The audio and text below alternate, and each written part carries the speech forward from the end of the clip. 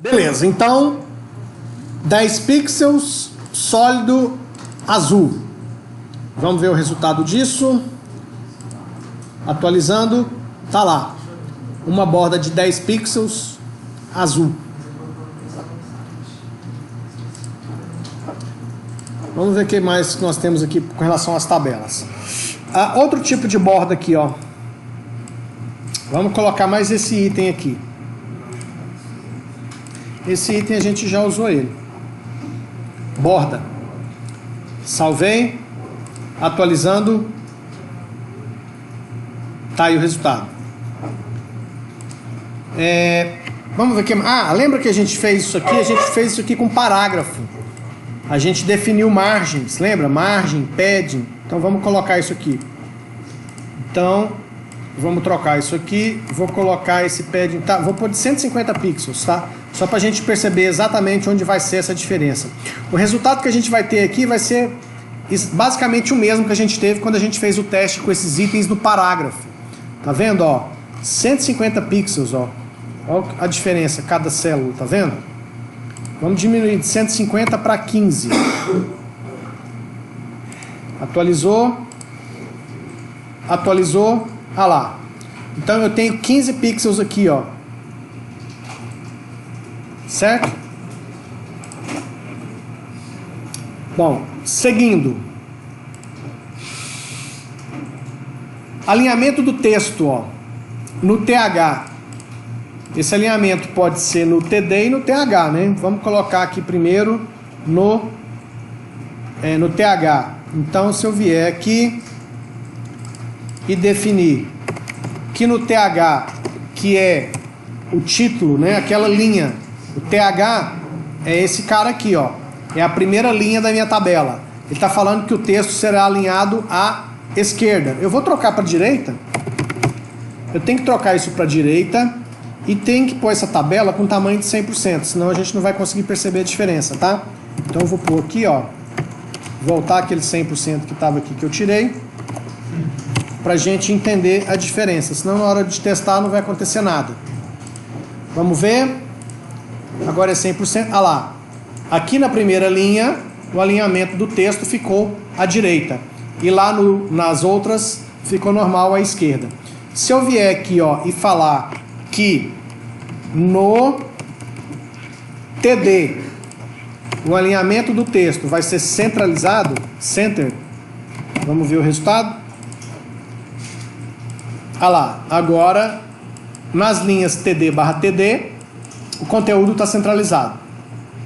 Certo? Eu vou tocando aqui, gente. Qualquer dúvida, pergunta, tá? Aqui que eu falei para vocês que é possível mesclar. O que é mesclar? Vamos supor, aqui nessa... Na realidade é a terceira linha da tabela. Eu quero fazer esse Jackson 94 aqui, eu quero transformar isso numa única célula. Eu quero mesclar essas duas células em uma única. Então o que eu tenho que fazer? Eu tenho que usar esse cara aqui, ó. Esse call span aqui, ó.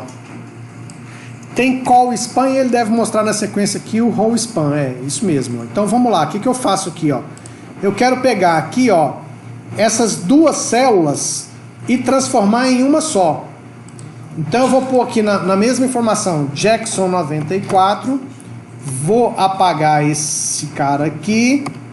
E aqui eu vou falar que essa célula, ela vale por duas colunas.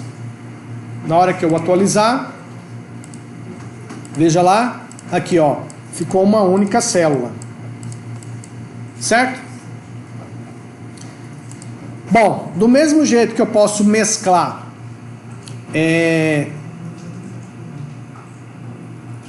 as colunas, eu posso mesclar também nas linhas. E para mesclar nas linhas, eu vou usar esse row span. E aí aqui tem um exemplo. Eu vou trocar aqui, ó. Vou voltar, Ctrl Z, nada como um belo Ctrl Z. E aí eu vou fazer o seguinte, eu vou tentar fazer uma aqui, ó, nesse 50. Nesse 50 eu vou colocar um row span igual a 2. row span igual a 2. E aí, consequentemente, aqui, ó, veja que eu tenho que tirar a célula de baixo. Se nessa aqui de 50, vamos lá, olha só, se essa aqui de 50 eu vou mesclar com a de baixo, na próxima linha eu não posso especificar ela. Então, esse 94 aqui tem que sumir. Vamos ver se vai funcionar. Atualizando. Ah lá, funcionou legal. Mesclei células na vertical, ou seja, de uma célula, de uma linha com a célula da linha de baixo. Certo? Bom, vamos seguir. O que mais que tem aqui? O que é isso aqui? Ah, isso aqui acho que é um título. Deixa eu testar aqui. Isso aqui também é coisa que acho que eu nunca usei. Tem um monte de coisa aqui que eu nunca usei.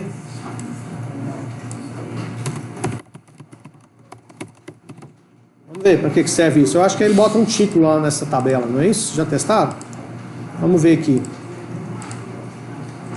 Bota um título aqui, ó. Ele nem fica dentro da tabela, fica de fora. Seria o título da tabela, né? Agora eu entendi porque que eu nunca usei, nunca fez falta. Ah, lembra que aqui, ó, eu não vou entrar muito em detalhe não, porque eu desconfio que vocês são excelentes alunos e muitos já estão cansados de entender o que eu fiz aqui, porque por curiosidade vocês devem ter pegado esse site e já estão lá na frente, né? Mas para efeito de criar conteúdo, deixar o vídeo lá para quem quiser estudar e relembrar, a gente vai repassando aqui mesmo rapidamente, tá? Aqui a gente tem um conceito que a gente já usou antes. Como a gente já usou antes, eu vou passar rapidamente, se alguém tiver dúvida é só perguntar. Eu falei para vocês que quando a gente usa CSS, a gente pode colocar uma característica de cor, alinhamento, fonte, e isso pode se aplicar a todos os itens da página, ou se a gente quer aplicar em um só, a gente define um ID para ela e aplica aquelas características só naquele ID, ou trabalha com classe. Então isso também se aplica à tabela. E o que ele está fazendo aqui é mostrando isso. Ele coloca um ID para aquela tabela e na hora de definir características só para aquele ID, ele coloca table, hashtag T01, que é o ID que ele deu para aquela tabela, e aí ele coloca informações específicas para aquela tabela. Ok? Alguns exercícios, vamos adiante. Bom, de tabela era só isso que tinha aqui. As listas, se não me falha a memória, a gente já fez teste com essas listas, hein? Já sim, tinha aqui uma coisa pronta. Aqui, ó. Listas eu faço com UL e LI. Aqui, ó. Aqui ele está mostrando que eu vou copiar essa outra aqui, ó. Ele especifica que tipo de item. Eu vou apagar a tabela e vou colocar essa lista, tá? Ó, aqui eu tenho uma lista e ele fala aqui, ó, um tipo de estilo de lista. E ele está falando disco. Vamos ver como é que isso funciona. Aqui, ó, vou atualizar. Atualizando. Ah lá, ó. É um ponto, esse disco aqui que ele coloca na minha lista, ó. Então vamos ver quais os outros tipos que existem. Tem disco, tem círculo. Vou colocar um círculo. Ah, ele tem um exemplo de círculo aqui, ó. Círculo. Vamos botar esse círculo aqui. Só trocar esse item aqui, ó. Vou pegar aqui. Círculo. Vamos trocar para ver o que acontece. Em vez de disco, vai ser círculo. Salva. Atualiza. Ah lá. Ficou um círculo. Bom, além do círculo, tem também esses outros aqui, ó. Vou copiar esse aqui e tem nenhum também. Esse aqui é nenhum. Então vamos ver. No lugar do círculo, vamos colocar esse square aqui. Vamos ver que bicho que dá. Tá até engraçado toda hora essa girafa olhando pra ele. É um quadrado aqui, beleza?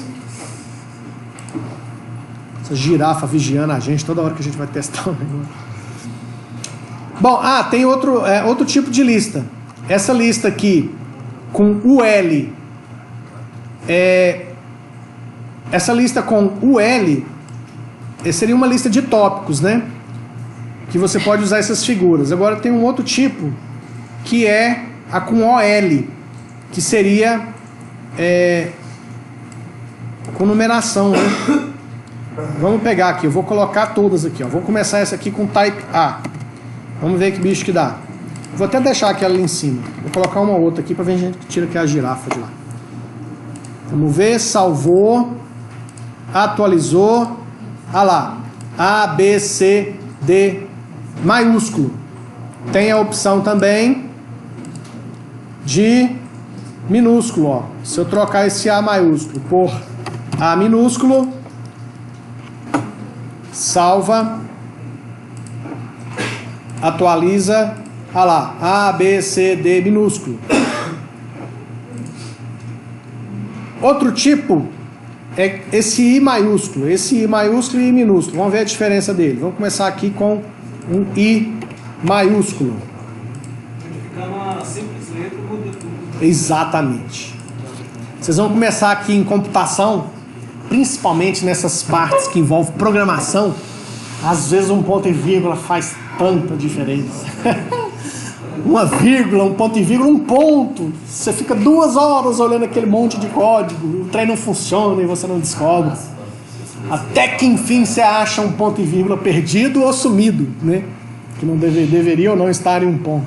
E tem gente que fala que computador é um trem inteligente. Se ele fosse inteligente, ele descobria pra gente que a gente esqueceu um ponto e vírgula e corrigia pra gente. Isabel estava me falando, você passou acho que dá para montar um site de filmes, música, alguma coisa assim. Tá, eu te mostro. Assim que a gente terminar essa demonstração aqui, eu te passo. Não, eu te passo, para ficar tranquilo. Bom, vamos lá. Retomando aqui, né? Tem o I maiúsculo e minúsculo. O que mais? Tem um outro aqui também. Esse aqui eu nunca usei na minha vida. Vamos testar esse aqui também. DL, DT, Jesus. Deixa eu ver o que esse trem faz. Vamos colocar ele aqui. DL, DT. Vamos ver. Ah, é tipo um tab, ó. Isso aqui é interessante, ó. Por quê? DT e DD. Lembra que em HTML, se a gente botar um monte de espaço, não faz efeito nenhum lá no texto? Então, se você precisar botar uma espécie de um tab aqui no texto, ó, tá vendo? Aqui você tem essa possibilidade com esse código.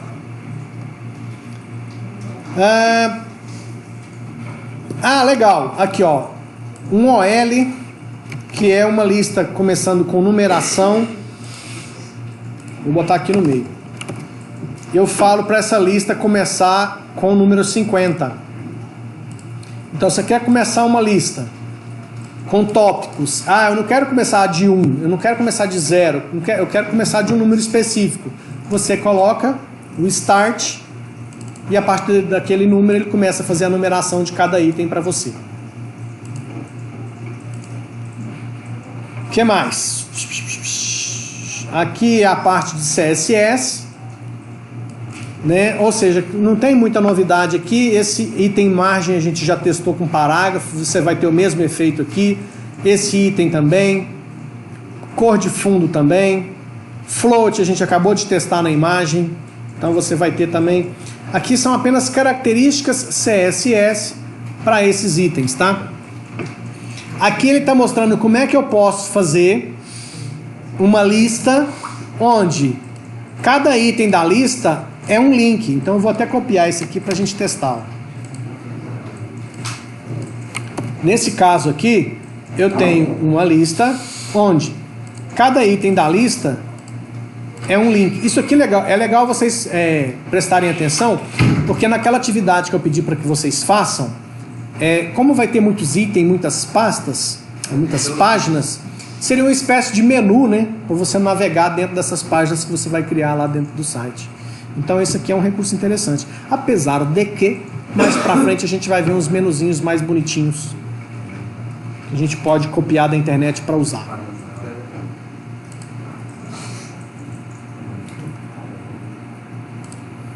Beleza.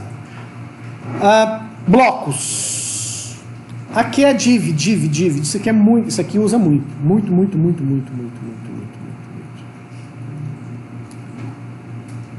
Vou copiar esse aqui para mostrar para vocês.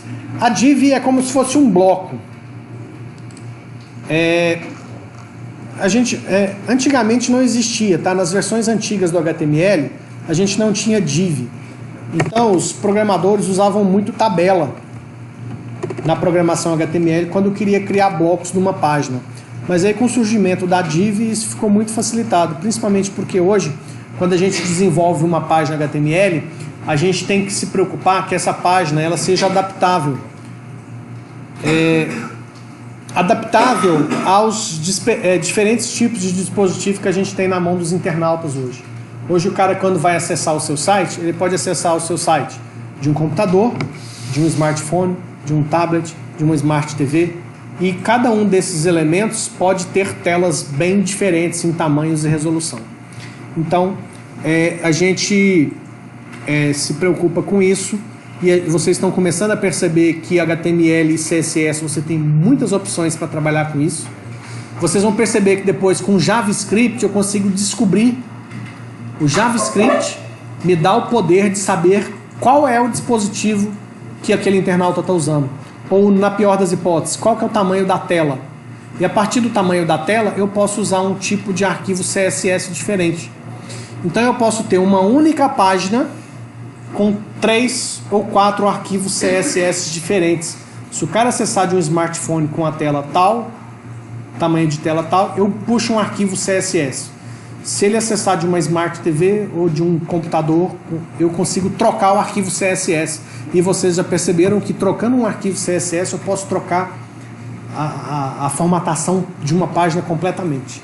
Então isso é uma das possibilidades que você tem para que você tenha um único site e ele se adapte adequadamente a cada um desses dispositivos que o internauta usa. Vamos ver aqui essa div. Aqui, ó. Tá vendo? Esse retângulo preto aqui, com fundo preto e letras brancas, é uma div. Ela começa aqui e termina aqui. E essa div, ela tá com estilo aqui, ó. Cor de fundo preta, cor da letra branca e um padding aqui de 20 pixels. Esse pad de 20 pixels é aquele lá dentro da... Não é a margem, né? É o item interno lá da div. Certo? Bom, vamos ver aqui na sequência o que mais nós temos aqui. Aqui agora no próximo item ele está falando de classes. Também não vou me alongar muito porque a gente já testou isso lá atrás.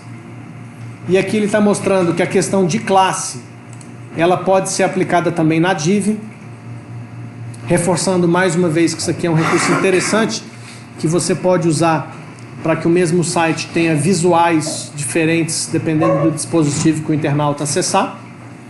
Então aqui, ó, aquele conceito que nós usamos quando eu falei para vocês do CSS, né, que eu posso definir uma classe com determinadas características e depois em cada elemento eu aplico aquela classe. Isso também pode ser usado para div. Bom, aqui não tem nenhuma novidade.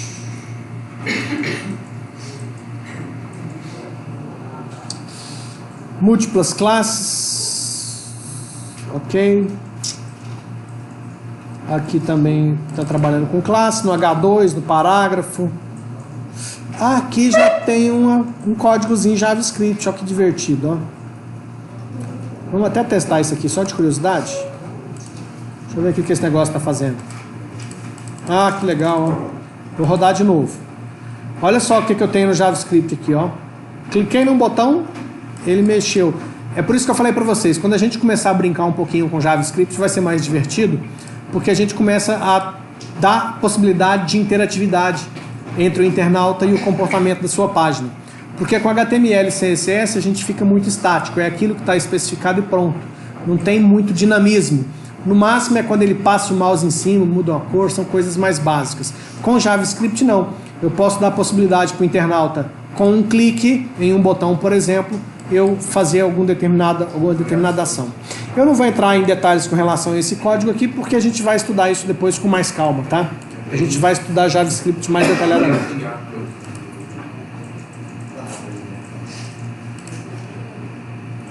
que mais que nós temos aqui?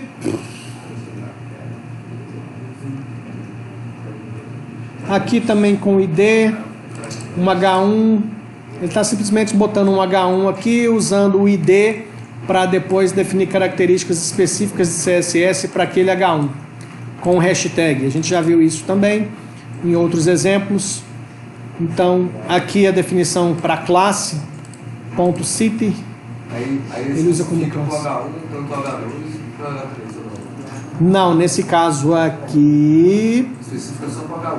Nesse caso específico, é específico para esse H1 com esse ID. Porque se você for pôr esse, Se eu tiver um outro H1 aqui, você tem que fazer um outro hashtag, né? se eu quiser com características iguais, eu uso classe, não uso ID. Porque aí a classe eu consigo aplicar ela em mais de um elemento. O ID não. Como eu não posso ter IDs repetidos, com o ID eu estou definindo essas características só para esse elemento. Se eu precisar definir essas características para mais de um elemento, eu não coloco hashtag, eu coloco ponto e faço como nesse exemplo aqui, ó, ponto city. O ponto city, ele foi usado como classe city, classe city, classe city. Ou seja, essas características foram usadas 3 vezes. Então, se eu tenho um conjunto de características CSS que eu preciso usar mais de uma vez, mas não no total, eu uso classe. Se a característica é no total, eu boto lá pro elemento e todo elemento vai ter aquela característica.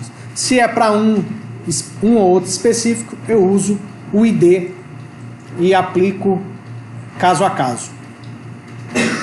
Aqui mais uma vez JavaScript, eu não vou entrar no mérito porque nós vamos estudar isso mais especificamente. Aqui eu já estou vendo o próximo item aqui, gente, iframes. Iframes. Não sei nem se compensa, mas eu vou explicar assim superficialmente porque não é um negócio muito usado, viu? Na realidade, o que é um iframe? O iframe eu consigo pegar uma única página, dividir ela em várias e dentro de cada pedaço eu coloco uma outra página. Tá vendo aqui, ó, o que ele está fazendo? Ó? Ele está fazendo aqui, ó, um iframe, ou seja, onde eu colocar esse iframe, internamente vai ter uma página. Essa página HTML. Vamos testar isso aqui para ver. Aqui, ó. Tá vendo que eu tenho essa página aqui, que é essa que vocês estão vendo aqui? O que acontece? Tem um H2, que é esse cara aqui, ó. Que é esse... Que é esse aqui. Tem esse parágrafo, que é esse item. E esse frame, esse cara que tá aqui, ó. Isso aqui é uma outra página. É um outro arquivo cujo conteúdo foi colocado dentro desse box aqui, que é o iframe. Vai redirecionar ele para outra página. Ele abre um quadrado ou um retângulo, dependendo da forma que você colocar de estilo para o iframe, e lá dentro ele busca o conteúdo de outra página. Né? Um painelzinho dentro da página. Então, não é um negócio muito utilizado atualmente, mas é um recurso que vem de versões, das primeiras versões do HTML, está aí disponível. Se você achar conveniente usar em algum momento, está aí a funcionalidade para ser usada. Bom, aí agora o próximo item, JavaScript. Deixa eu ver aqui.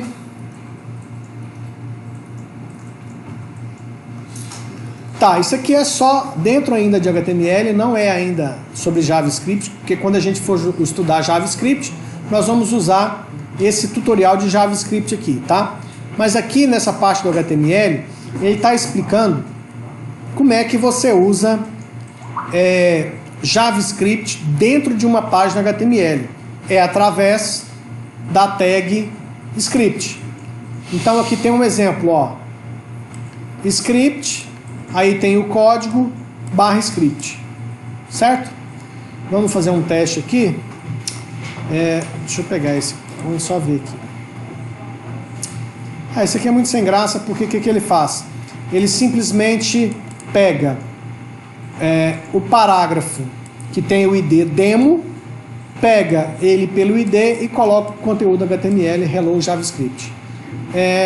Deixa eu fazer um mais simpático aqui, ó.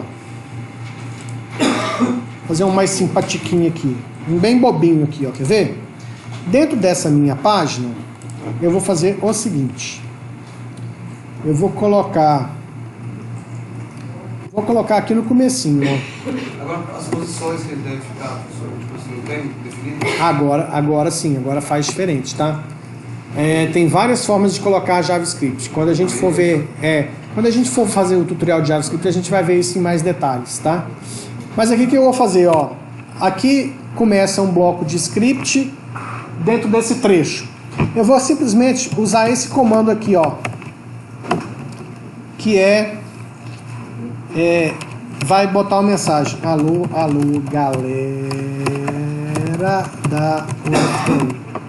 E aqui eu vou colocar uma função. Vixe Maria, olha eu complicando a bagaça. Função. Vou chamar essa função de mostra.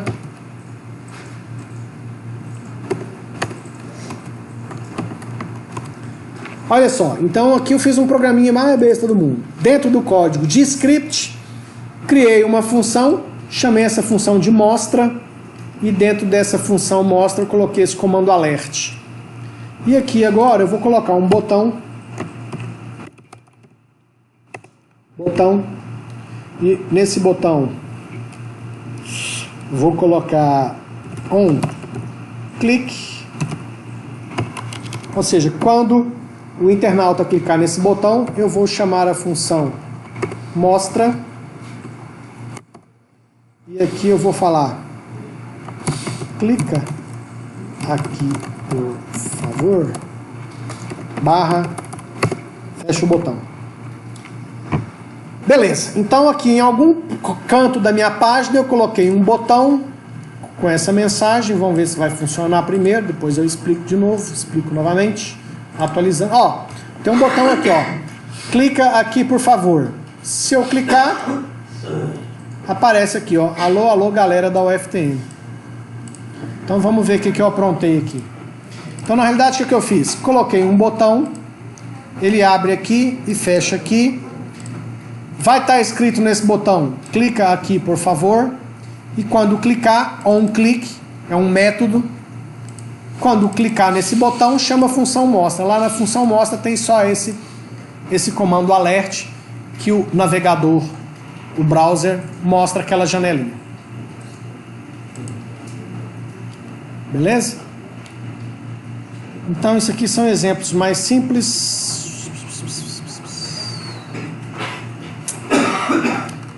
Vamos adiante. Aqui, ó, eu também não vou passar mais rapidamente. Ele está falando dos caminhos. O que ele quer dizer com relação aos caminhos? Olha aqui os vários exemplos. Esse primeiro exemplo aqui, ó, se eu coloco esse código na minha página, significa que o arquivo picture.jpg está na mesma pasta da minha página que eu estou codificando. Tá certo? No caso aquela dos páginas. Exato. Se eu tenho uma página andré.html e dentro dessa página eu coloco desse jeito, significa que o picture.jpg está dentro dessa mesma pasta onde está esse arquivo. Tá junto. Tá certo? Desse jeito aqui, ó, significa o seguinte, que dentro da pasta onde está a página tem outra página imagens e dentro dessa pasta é que está o arquivo picture.jpg. Desse jeito aqui, ó, significa o seguinte: independente de onde esteja a minha página, ele vai lá na raiz. Onde é a raiz? Public.html, é aquela pasta, tá? Ela vai lá naquela Public.html, lá do painel de controle, lá do cPanel, lá que você acessa o gerenciador de arquivos lá. Tem aquela pasta Public.html, ele parte lá de Public.html, pega a pasta imagens e dentro dela tem picture.jpg. Poderia especificar várias pastas e subpastas aqui, tá? Desse outro jeito aqui é o seguinte: o arquivo picture.jpg está na pasta anterior à que eu estou. Como é que eu vou explicar isso? Deixa eu mostrar aqui. Supondo que eu vou criar, não vai ter jeito. Vou criar uma pasta aqui. Ó, eu tenho aqui, ó, tá vendo? Tá muito pequenininho, né? Mas eu tenho aqui o seguinte, ó. Eu tenho aqui o arquivo carro.jpg e eu tenho uma pasta teste. Então, dentro dessa pasta teste, se eu tenho um arquivo página.html e quero mostrar o arquivo carro.jpg, eu coloco ponto ponto, como está aqui, ó. Ponto ponto significa o seguinte: ponto ponto significa a pasta anterior. Não gostei, deixa eu mostrar isso na prática. Vou fazer na prática para que você entenda aqui, ó. Então vamos lá. Eu tenho aqui dentro dessa pasta aqui, ó, uma pasta teste. Então eu vou copiar essa página x2html, eu vou mover ela lá para dentro da pasta teste. Então olha o cenário que eu tenho aqui. Dentro dessa pasta aqui, ó, eu tenho uma pasta teste e tenho um arquivo carro.jpg. Dentro da pasta teste eu tenho uma x2.html que eu vou abrir de novo com o Notepad++, porque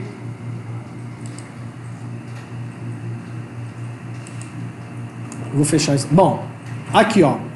Então essa página aqui, x2.html, está dentro da pasta teste, certo? Tá vendo que dentro da pasta teste só tem o arquivo x2.html? Dentro dessa página x2.html, eu quero mostrar a imagem desse carro.jpg que está na pasta anterior, que eu estou chamando, né? Então como é que eu faço? Eu venho aqui e faço assim, ó, img src igual ponto ponto barra carro.jpg. Salvando. Eu vou fazer o diferente, ó. Vou fazer o seguinte, eu vou pôr só primeiro um H1 aqui.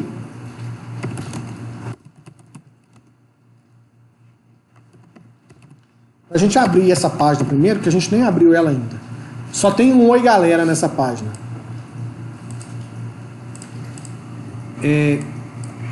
Teste x2. Ó, oi galera, tá vendo? Única coisa que tem nessa pasta. Oi galera. Aí agora eu vou colocar aqui, ó. Eu quero colocar a imagem do carro que está numa pasta anterior. O que eu chamo de anterior? Que é essa pasta que tá antes, né, do meu x2 aqui, ó. Então vamos ver se vai funcionar. Salva. Atualiza. Ó, apareceu o carro. Esse carro está na mesma pasta do x2.html? Não.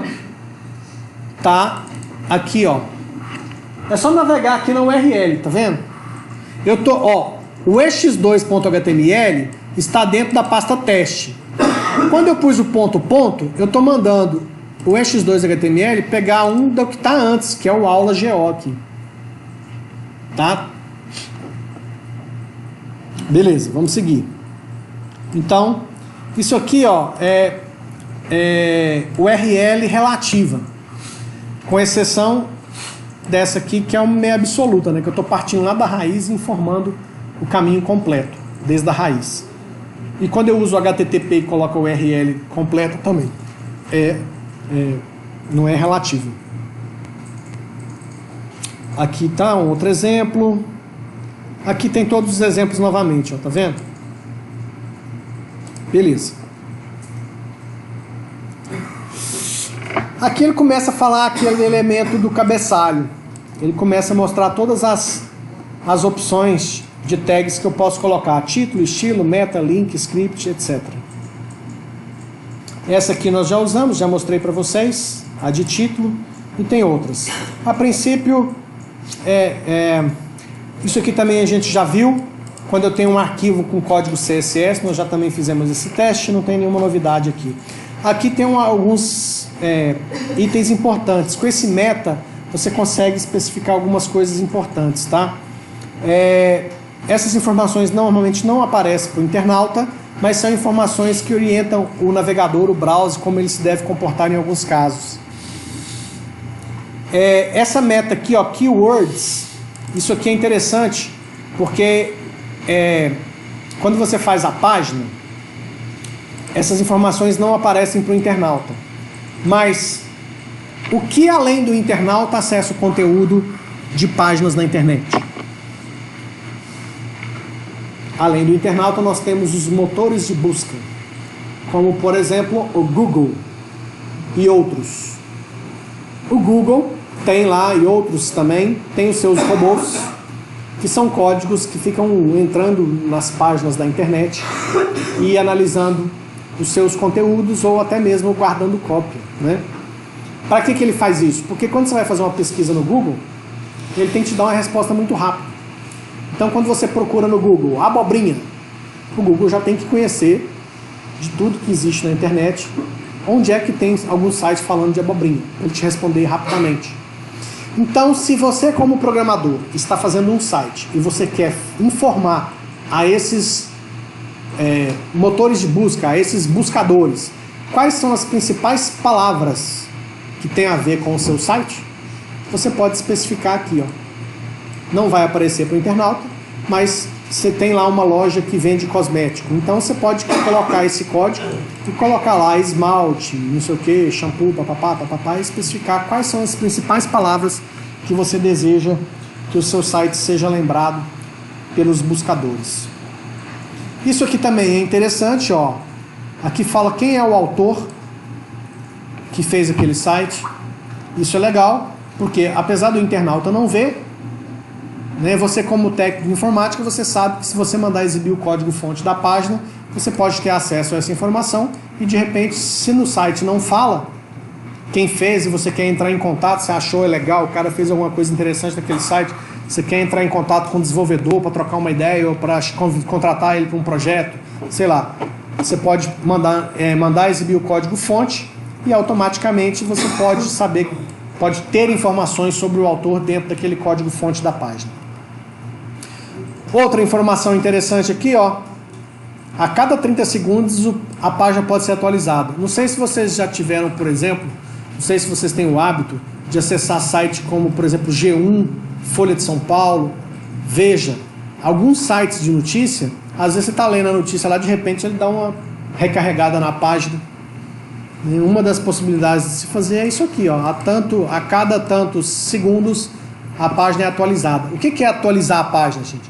É como se fosse clicado nesse botão de recarregar a página. A diferença é que quando eu clico aqui, eu estou clicando. Quando você especifica isso aqui, o internauta não faz nada. Deu o tempo, o próprio navegador, o Chrome, Mozilla, entre outros, vai recarregar aquela página, tá? Ok, isso aqui é o de mais interessante que tem disso aqui. Vamos adiante.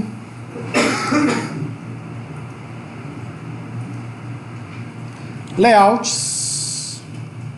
Aqui tem um layout, ó. Esse layout tem 4 partes. Essa aqui de cima, uma da esquerda, uma da direita e o rodapé. Vamos ver como é que ele trata isso aqui.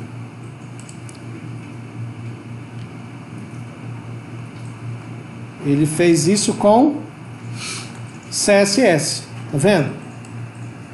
Aqui você tem instruções e ele definiu aqui, ó, rodapé. Aqui tem uma seção. Aqui tem cabeçalho. Vendo? Ixi, mexi, baguncei o negócio aqui.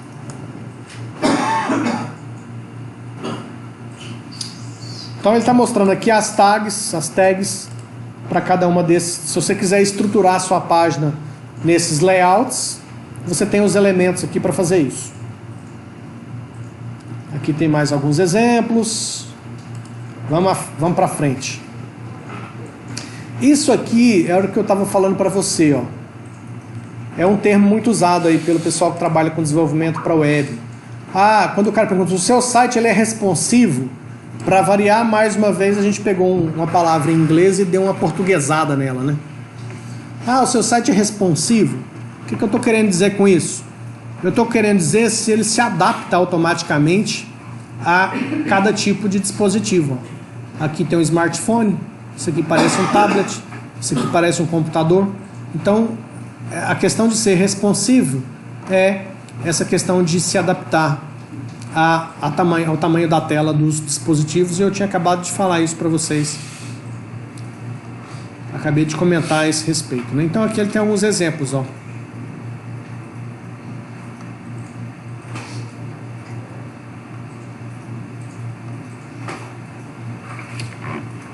Beleza. Deixa eu ver se a gente já pode encerrar o HTML. Deixa eu só ver quais são os próximos tópicos aqui. Porque os próximos tópicos, se não foram tão relevantes, eu vou deixar para que vocês façam aí continuem as pesquisas para encerrar. Isso aqui vai ser um negócio bonitinho, quer ver? Ah, não, achei que era outra coisa. Gostei não. Vazando. Aqui ele está mostrando o seguinte, ó. Isso aqui eu vou comentar com vocês. Lembra que eu falei para vocês que as características de estilo da sua página podem ser colocadas num arquivo separado CSS e você pode usar esse arquivo várias vezes? Lembra que eu falei que eventualmente não seria normal você usar um arquivo de CSS que está em outro site, no seu, porque se o cara muda lá, ele altera o seu site? Mas existem alguns códigos que são muito comuns de a gente usar no nosso site. E aqui ele está mostrando um exemplo disso, ó. Ele está pegando nesse exemplo um arquivo CSS de um outro site externo, arquivos.js, que seriam arquivos com conteúdo JavaScript também de sites externos. Por que eu faria isso? Porque existem vários códigos prontos que eu posso usar.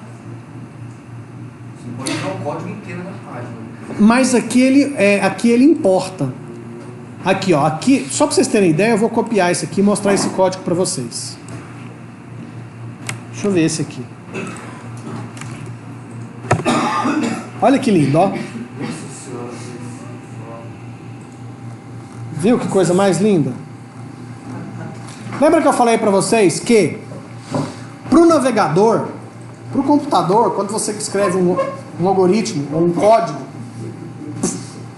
ele, se está tudo numa linha só, em várias linhas, o computador, a forma dele trabalhar esse código independe se está ao olho humano organizado ou não. Isso aqui é uma prova disso, ó. Esse código, ele é processado pelo navegador, de boa. E a gente olhando esse troço aqui, ó, você não, é terrível. Mas perdi que eu fiz Isso aqui pra gente, aos nossos olhos, é terrível eu tentar entender o que está codificado ali. Como vai entender isso? Por isso que quando você está escrevendo um código, o que eu falei para vocês? Olha, tá vendo que aqui tem um mínimo de organização?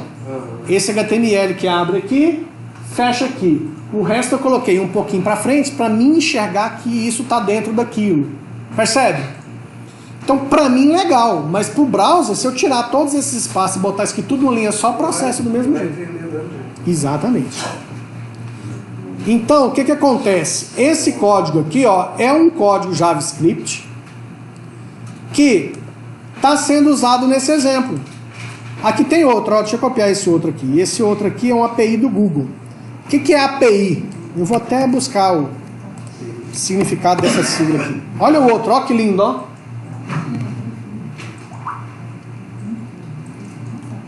Deixa eu buscar, deixa eu perguntar pro Google o que é o... Ei, caramba. API.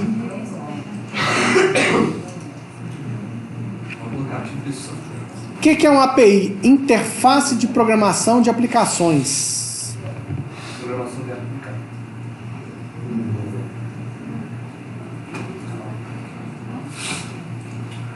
Eu vou traduzir isso de uma forma mais simples para vocês. Nesse contexto aqui, ó, uma API seria um código teoricamente genérico que eu poderia incorporar no meu sistema para usar determinadas funcionalidades que estão prontas lá. Hoje em dia, em desenvolvimento de software, quando eu vou codificar alguma coisa, é muito comum isso. Eu tentar achar algum código pronto que facilite ou faça boa parte da tarefa daquela aplicação que eu pretendo construir. Então isso aqui é um exemplo, ó. Tem 3 códigos que foram incorporados aqui nessa página de exemplo. 3 códigos JavaScript que estão em sites diferentes e um arquivo CSS que também foi incorporado, que está em site diferente, para fazer esse exemplo aqui. Por que CSS e JavaScript? Porque normalmente os dois podem trabalhar em conjunto, tá? Vou mostrar, já vou adiantar para vocês uma API que eu gosto muito de usar, que eu já fiz alguns projetos usando ela, que é essa aqui, ó. Essa API aqui eu acho ela fantástica, sensacional. Ela é uma API que tem código JavaScript e CSS. Então eu vou fazer um site. E eu preciso ter no meu site, por exemplo, olha esse exemplo aqui, ó, seria um cadastro de usuários. Então eu quero cadastrar um usuário. Aqui eu tenho um usuário John. Eu clico nele, clico no editar usuário, aparece aqui John 66666. Save. Olha lá, alterou, ó. Tá vendo? Eu quero cadastrar um novo usuário. Eu clico aqui, digito os dados, save. Tá vendo? E essa ferramenta, ela tem várias funcionalidades. Por exemplo, menu. Olha só que legal. Aqui tem um bando de menu. Olha o menu, ó. Esse menu aqui, eu clico com o botão direito do mouse, eu tenho um menu. Tá vendo? Deixa eu ver outra possibilidade. Olha esse menu aqui, ó. Você vai fazer um site que quer pôr um menu, aqui você tem opções de menu. Tá vendo? Para mim usar esses recursos, a gente vai acabar usando essa API aqui, gente, mas se não for no semestre que vem, será no terceiro semestre do curso. Porque a gente está aprendendo HTML, a gente está aprendendo CSS, a gente está aprendendo JavaScript, a gente está aprendendo banco de dados. Como eu já expliquei para vocês no nosso curso, nós temos uma linha dentro do curso que é a de desenvolvimento de software, onde eu atuo mais nessas disciplinas, né? Então, depois que banco de dados, a gente vai começar a desenvolver programação com banco de dados e programação para a internet, vai misturar tudo isso. E aí a gente vai aprender a usar um pouco dessas APIs que facilitam muito, muito, muito a nossa vida. Tá certo? Bom, eu vou dar por encerrado. Eu estou vendo aqui para encerrar a parte de HTML, os outros itens aqui eu deixo aí para curiosidade de vocês. À medida que a gente precisar nos nossos projetos, a gente vem aqui e consulta se for o caso. Eu vou dar por encerrado a parte de HTML aqui. A partir da próxima semana a gente começa a estudar JavaScript. Vamos fazer a mesma coisa usando aqui esse site. Tem aqui uma parte de JavaScript, tá? Aí a gente vai começar esse tutorial aqui a partir da semana que vem. Alguma dúvida? Não?